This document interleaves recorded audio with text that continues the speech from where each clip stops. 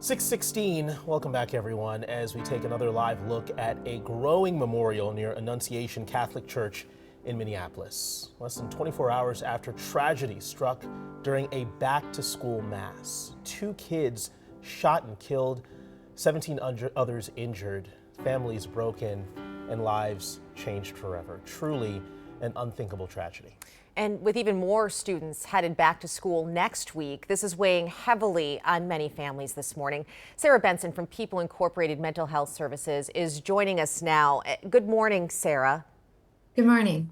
You know, yesterday, my son was already in school, and I know a lot of other kids were, and there were text threads of parents. What did you tell him? What did you say, and what are you saying about what happened? So I guess that's a question a lot of people have. At what ages and how much information can kids really handle about this? Yeah, that's a great question. And so overall, we know that, we as adults in the world are hearing about the event, and we know our kids are going to be hearing about it too. And so a piece of things is first to kind of tune into ourselves, where we're at, and attend to our own regulation. And then also making sure we're providing those opportunities for our kids to talk about the event as well and to hear information directly from those adults in their lives about what happened. Kids at different ages developmentally, different information is going to be a different fit, but overall it's asking those open-ended questions and allowing the children to provide information about what they've heard, what they're wondering about, and then us to provide simple, concrete answers and responses and address their questions and concerns. Are there any things that parents should avoid or not say when talking about what happened here? Yeah, that's a good question as well. I think one of the pieces is allowing kids to express their worries and concerns about it and to express wondering about what they're thinking and feeling versus us as adults putting our own thoughts and feelings and identifying, you're worried because or you're scared because, and to really allow the children to help guide that conversation. Also important to protect our kids a bit from the different information coverage. There's a lot of information coming kids' way nowadays. And for some of our youth, they need some help processing and making sense of what that means.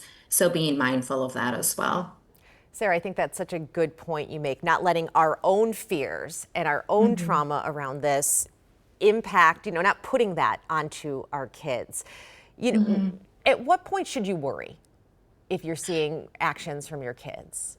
Yeah, initially when kids are hearing hard information, scary information, they're naturally going to have a reaction. They maybe become more irritable, maybe tearful, maybe a little bit more anxious. Generally speaking, though, over a few weeks, a month or so, we should see that subside. If after a month the child, continues to seem to be having kind of behavioral changes that are unexpected, increased irritability, increased reassurance seeking, you may want to think about seeking out additional help.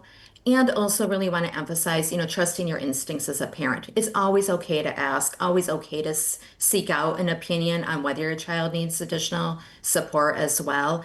And also keeping our eyes and ears open for any increased risk factors or safety factors. If kids are making increased statements of hopelessness, concerns about, them harming themselves, or very abrupt changes or increased risk-taking behaviors, in those instances, I'd encourage families to reach out to somebody for additional services.